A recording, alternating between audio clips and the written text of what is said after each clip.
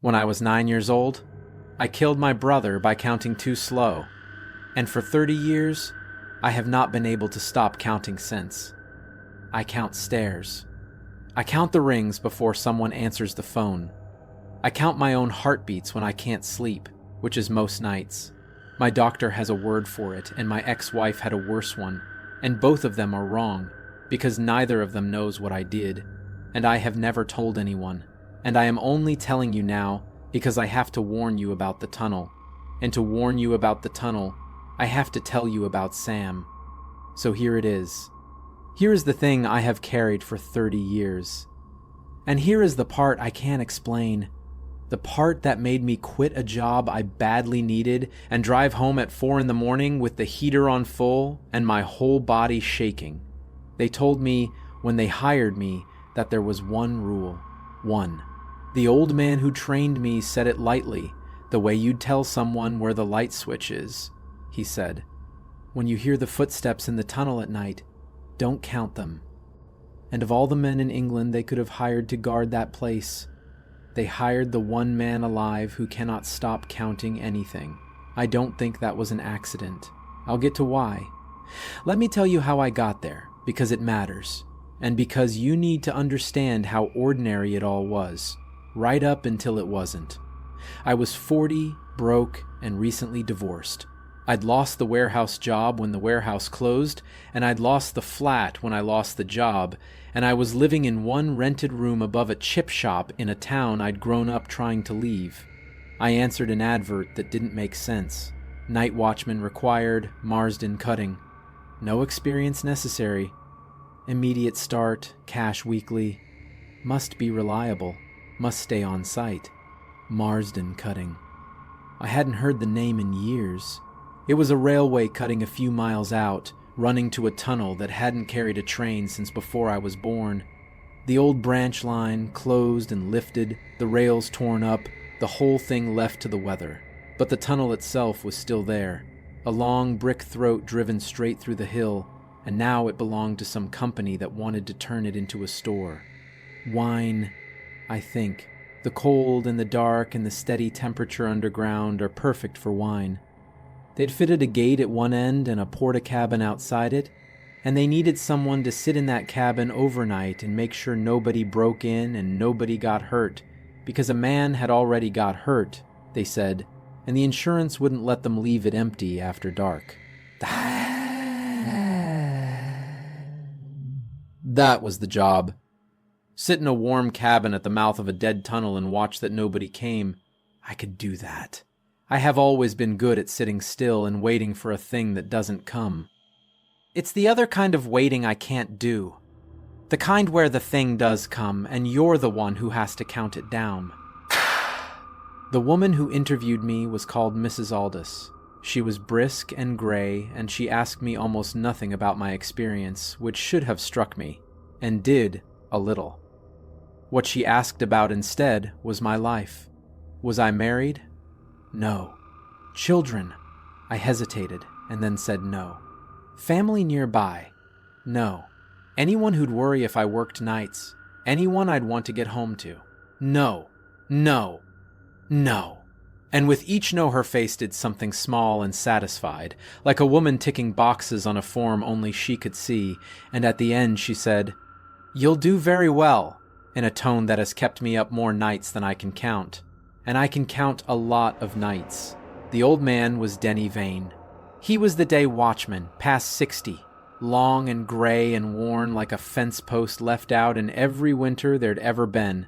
He was missing the top joint of one finger, and when he pointed things out to me, and he pointed at a great many things, walking me round that first evening, the finger stopped short, and my eye kept going to the gap where the rest of it should have been. He showed me the cabin, the kettle, the log I had to sign every hour on the hour, the big torch, the panel of switches for the string of bulbs that ran the length of the tunnel inside. He showed me the gate and the padlock and how the chain went. And then he took me to the mouth of the tunnel itself and shone his torch into it, and I felt the cold breathe out of it onto my face, old cold, stone cold. The cold of a place the sun has never once touched, and I did not like it. and I have never liked the dark, not since I was 9. The bulbs went in a line down the curve of the tunnel, and then the curve took them away, so you could see maybe 200 yards in, and then the light bent out of sight around the slow bend of the hill, and beyond that was black. The tunnel was nearly a mile long. Denny said it came out the far side onto a slope grown over with birch where the other gate was, welded shut, never opened. "How far in do I go?" I asked. "You don't," he said. "You stay in the cabin. Anything happens, you note it, you call it in, you wait for morning. You do not go into the tunnel at night. What would happen in the tunnel at night?" He looked at me for a moment with those weathered eyes, and I thought he was going to tell me the real thing, the thing that was underneath all this, and I felt it coming the way you feel weather coming across the flat land. But he didn't. Not yet. He just said, "It carries sounds strange, that's all. Long tube like that. You'll hear things. Water, mostly. Brick moving, you get used to it." And then, as we were walking back to the cabin, as an afterthought, as nothing at all, he told me the rule. "One thing," he said, "some nights, late, you'll hear what sounds like a man walking in the tunnel.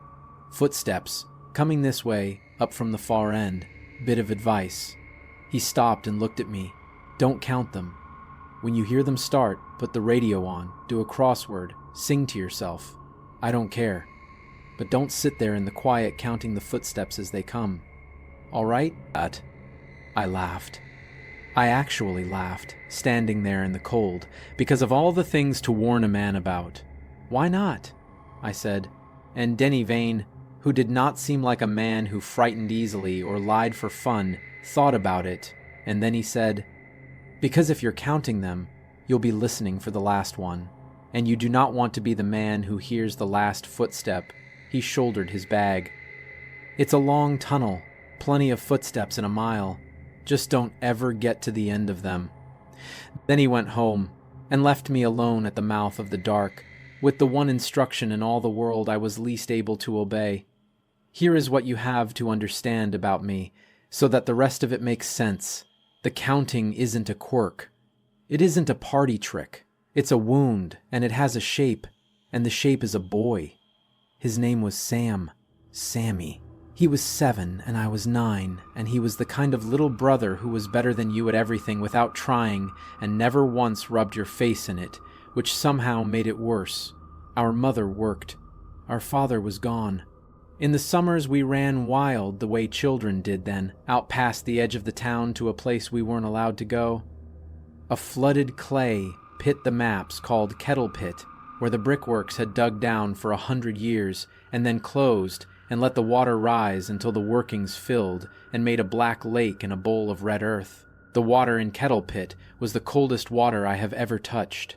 It never warmed all summer because it went down further than anyone knew. Grown men wouldn't swim in it. We loved it because we weren't allowed to, and because it was ours. The day it happened, we were playing hide and seek. I was on. That was the whole of it in the end. I was on. You close your eyes, and you put your face against the cold trunk of the one big tree, and you count to 100 out loud, and you don't look. And while you're counting, the other one runs and hides, and the counting is the deal. The counting is sacred. The counting is the whole trust of the game. I will not look until I have said the number, and you will believe me. And that is what makes it fair. I put my face against the tree, and I started to count, and Sam ran. And I want to tell you that I counted to 100 honestly, eyes shut, playing fair, and that what happened was just terrible, blind luck. That is the version I have told for 30 years. That is the version my mother went to her grave believing. God rest her, because I let her. I'll tell you the true version later. I'm not ready yet, even now. For now, know only this. I finished counting, and I turned around, and Sam was gone. Not hiding gone. Gone. And I found one of his sandals at the edge of the water where the red mud went down into the black, and I stood there and screamed his name across that flat, cold water until my voice broke, and nothing answered, and nothing ever came up. Not that day, not for 11 days, when they finally found him a long way down, held under by the cold and the dark of a place that goes down further than anyone knows. I have counted every day ever since. I count because if I keep counting correctly, completely, forever, then some part of me can pretend the count is still going, the game is still on, Sam is still hidden and waiting, and I have not yet turned around to find him gone. As long as I am counting, I have not yet finished, and as long as I have not finished, he is not yet dead. That is the man they hired to guard the tunnel. That is the man they told not to count. Now, I think you can start to see the shape of it. But you can't see all of it. Not yet. Neither could I. The first 8 nights, nothing happened, and I told myself the old man had been having me on. I did my rounds. I signed the log. I sat in the warm cabin with the little electric heater ticking and the big torch in the flask, and I listened to the tunnel breathe its cold breath out into the night, and I heard exactly the things Denny said I'd hear. Water dripping, far in and magnified by the tube of the place. Bricks settling with a deep tick as the night cooled. Once, the long, mournful call of an owl that the tunnel took and stretched and handed back to me as something not quite an owl. Nothing walked. I began to relax. I began to think about the money and about eating properly again.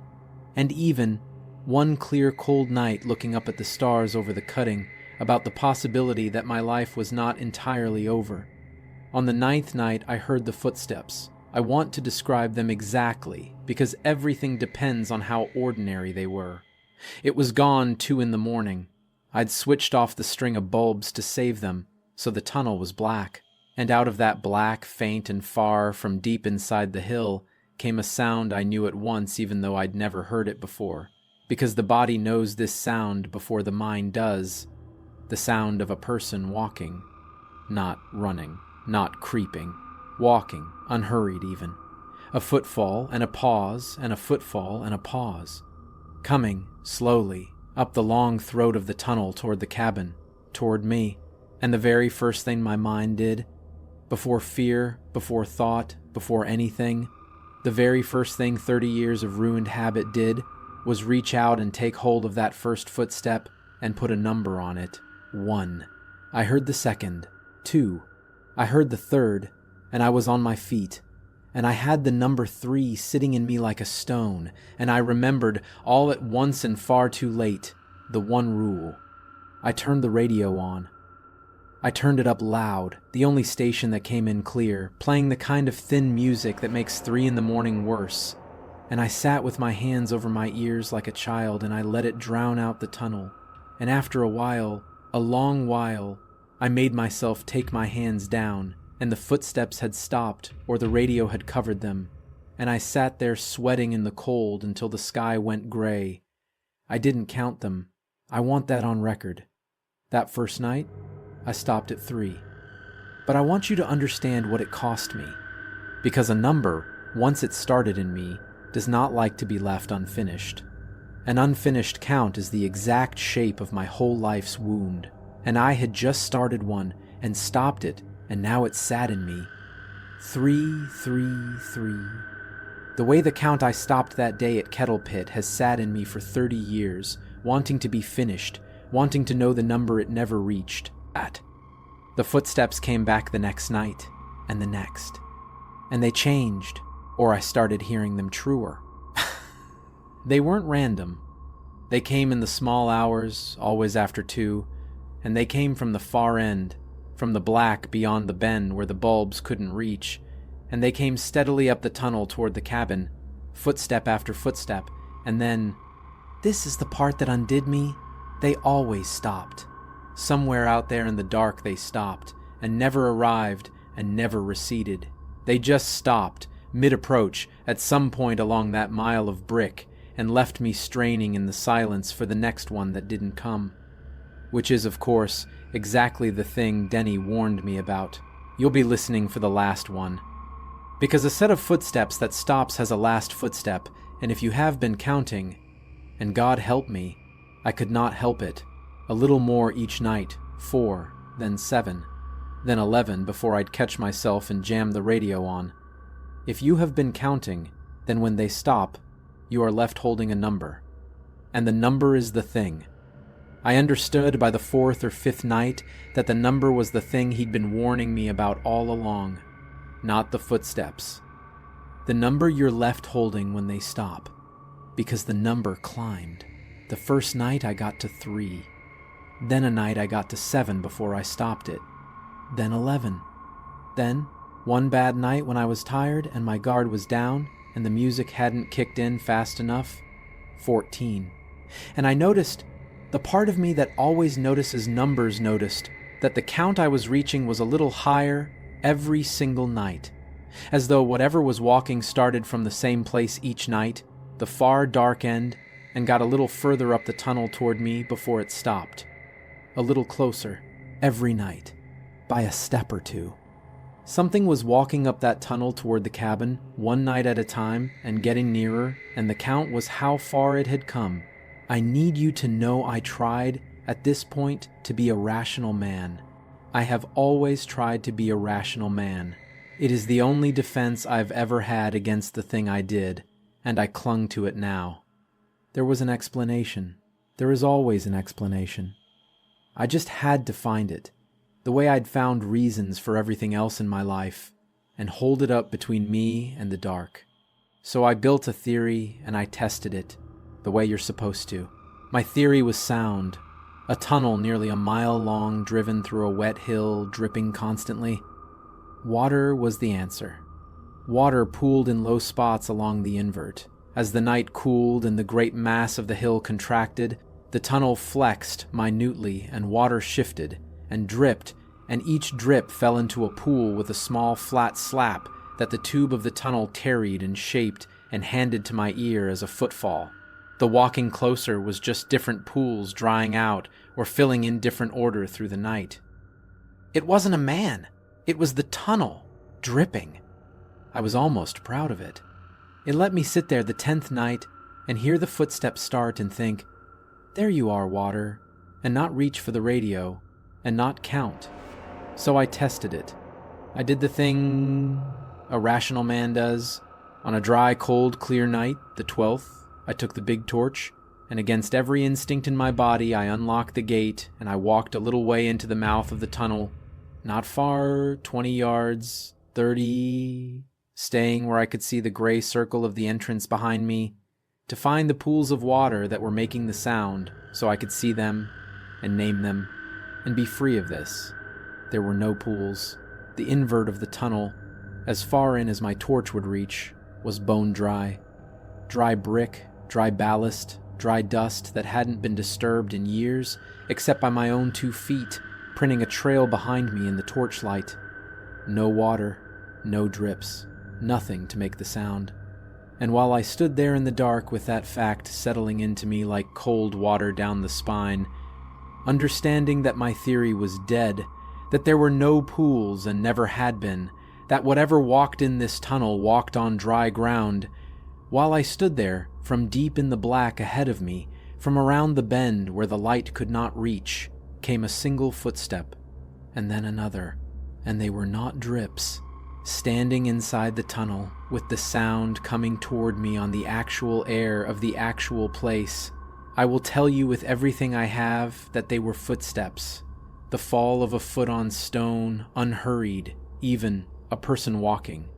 And they were coming up the tunnel toward me out of the dark, and I turned and I ran for the gray circle of the entrance and the gate and the cabin, and I did not stop until I had the padlock through the chain and my back against the cabin wall. And even then, over the hammering of my own heart, even then, some ruined counting part of me had marked them as they came, and I was holding a number, and the number was 19. 19, further up the tunnel than any night yet, and I had heard them, this time, from inside, on dry ground, with my own 2 feet standing in the same dust. That was the night I found the logbooks, because I could not sit still, and I could not go home.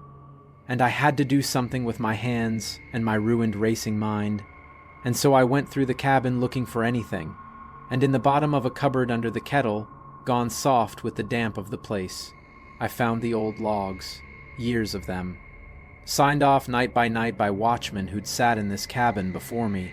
Most of it was nothing. Weather, rounds. The occasional trespasser turned away. But 5 or 6 years back the hand changed to a small, hard, upright writing that pressed so deep it had scored right through the paper in places. And that hand belonged to a man who'd signed himself H. Rook, and Harold Rook had done what none of the others had done, and what I already knew, in my bones, I was going to end up doing too. In the margin of every night's entry, in pencil, so it could be rubbed out, so no one would see, Harold Rook had kept a second column. His own private column. A single number for each night. I understood it at once, because it was the shape of my own sickness. He'd counted the footsteps. Against the rule, alone in the dark, he had counted them and been left holding the number when they stopped. And then, because a number in your head is a torment and a number on paper is a thing you can almost master, he had started writing the number down secretly in the margin, night after night, trying to make sense of it, trying to catch it out, trying, like me, to be a rational man. And his numbers climbed. I ran my finger down the margin and I watched them climb night after night, 3, then 5, then 9, 12, 16, 20. The same slow rise I'd been living. The thing coming up the tunnel a step or two closer every night after night, for weeks. And beside some of them he'd scratched a note.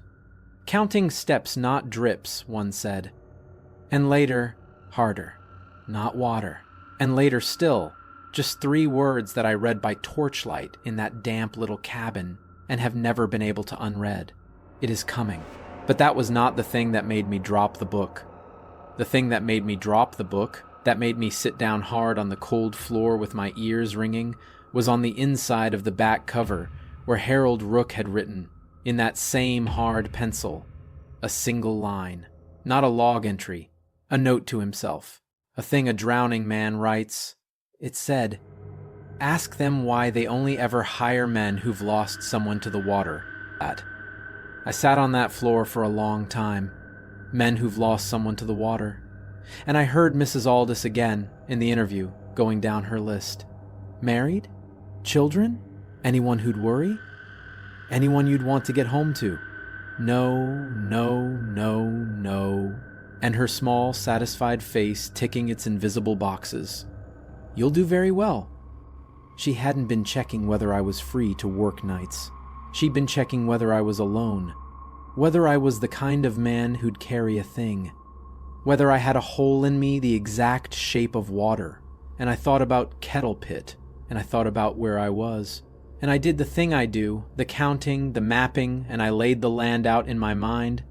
The flooded pit in its bowl of red earth on the high ground above the town, and the streams that ran off that high ground, down through the fields, gathering into the drain that ran along the foot of Marsden Hill, past the mouth of the tunnel, on toward the river.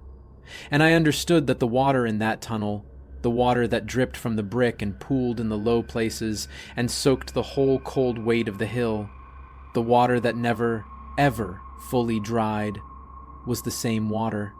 It had come down off that high ground. It had passed through the pit, or under it, or out of it.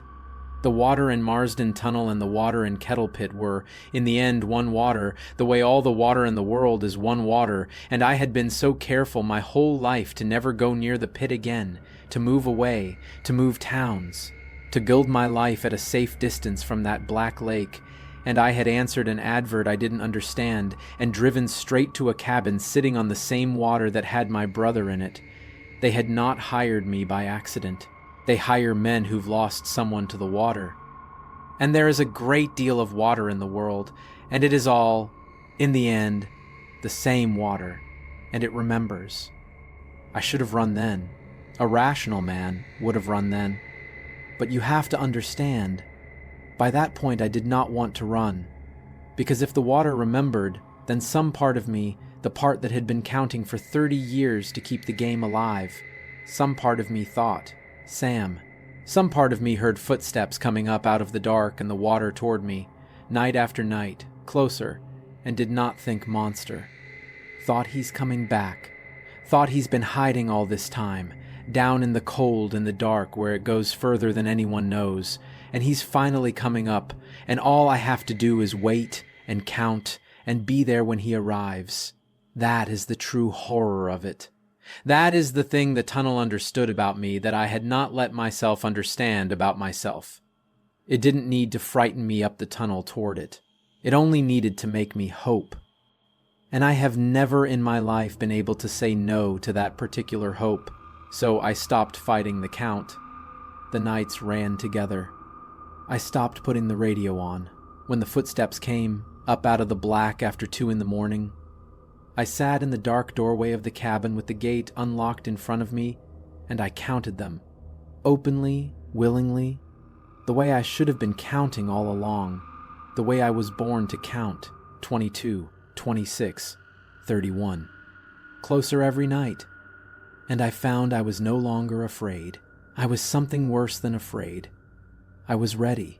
And on the night the count reached 58, I remember it exactly 58, so close now, the footsteps ending only just beyond the throw of the light, close enough that one more night, 2 at most, would bring them into the gray circle of the entrance where I could finally see.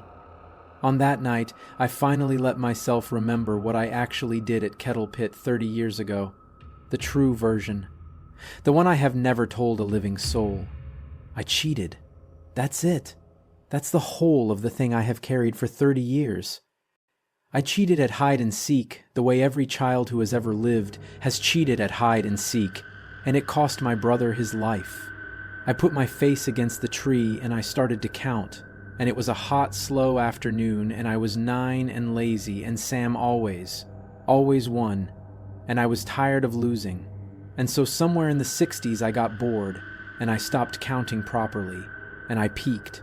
I turned my head, just a little, just enough, and I opened one eye, and I saw Sammy, out at the water's edge, at the exact place where the red mud went down into the black, crouching to pull off his sandals, looking for somewhere clever to hide, somewhere out along the flooded workings where I'd never think to look, and I did not call out.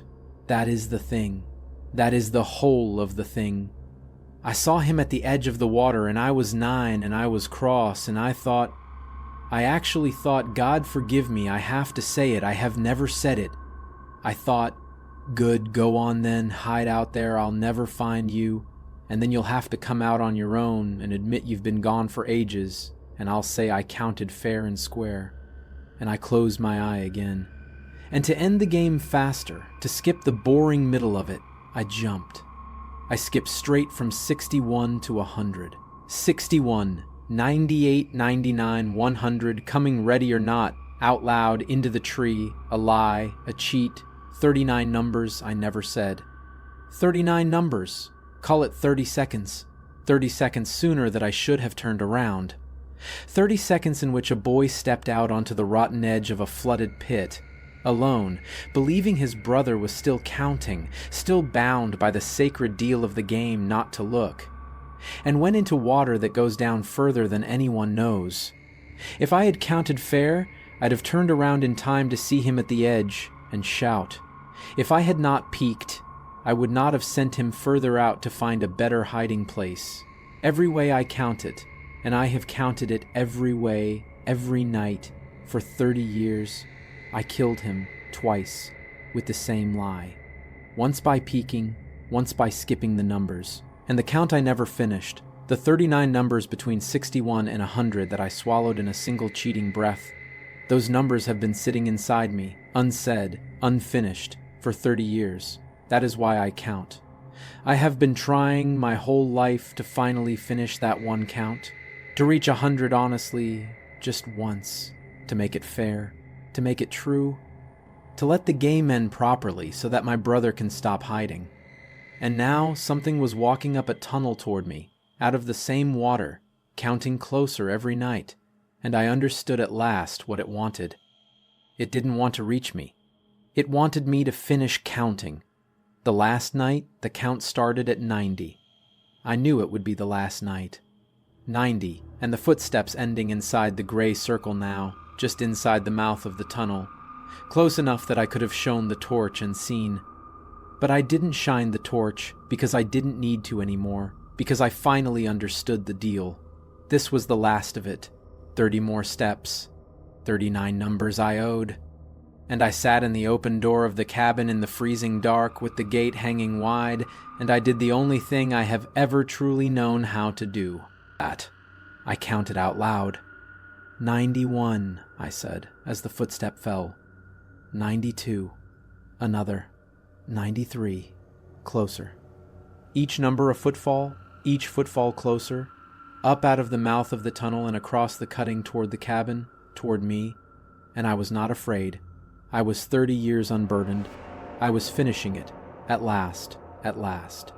94, 95, 96. And at 97, in the dark, right in front of me, close enough to touch, a second voice joined mine.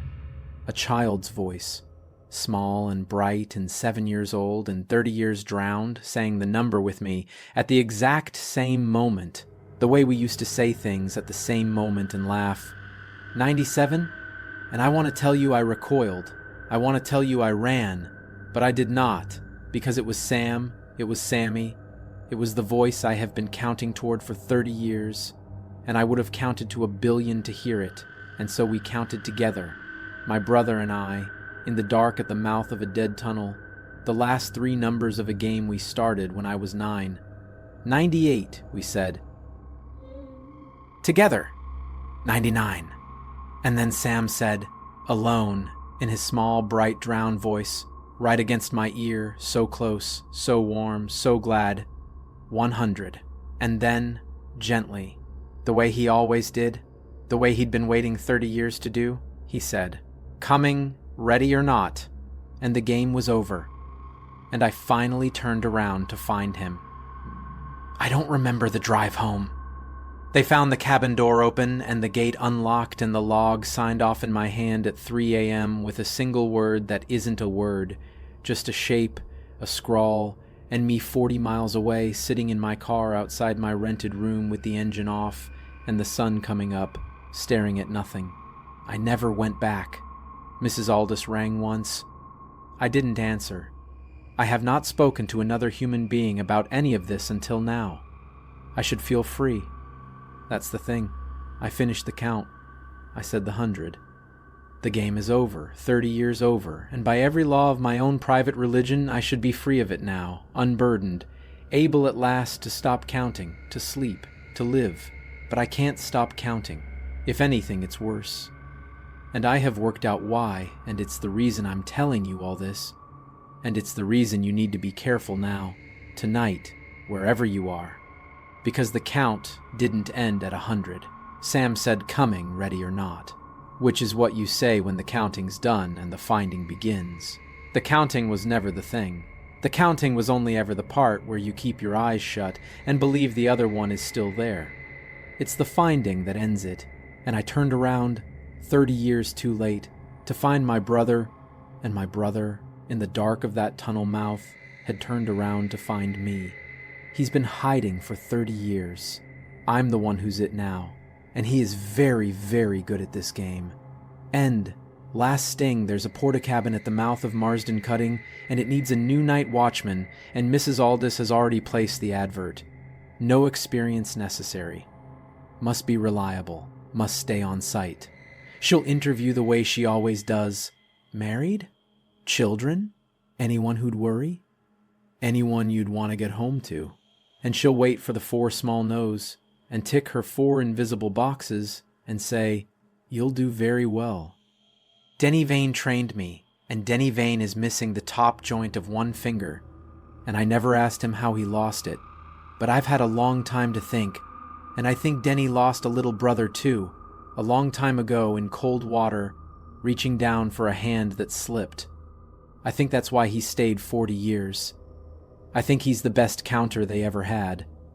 And I think the reason he told me not to count, the one man who couldn't help it, the reason he stood at that tunnel mouth and gave the one rule he knew I'd break, lightly, the way you'd tell a man where the light switch is that after 40 years of counting in the dark, Denny Vane wanted, more than anything in the world, to finally hear someone else reach the end. You've been counting too, you know, all the way through this. Every reveal, every step, every number. I made sure of it. That's how it moves. From the one who counts, to the one who listens, to the one who can't stop thinking about it afterward, alone, tonight, in the dark, straining to hear. So do yourself a kindness, wherever you are right now. Don't count the footsteps. But if you already have, if you've been keeping the number without meaning to, the way I always did, the way you're doing, right now, then whatever you do, in the small hours, when they come up close and stop, and the silence waits for you to fill it, don't say 100.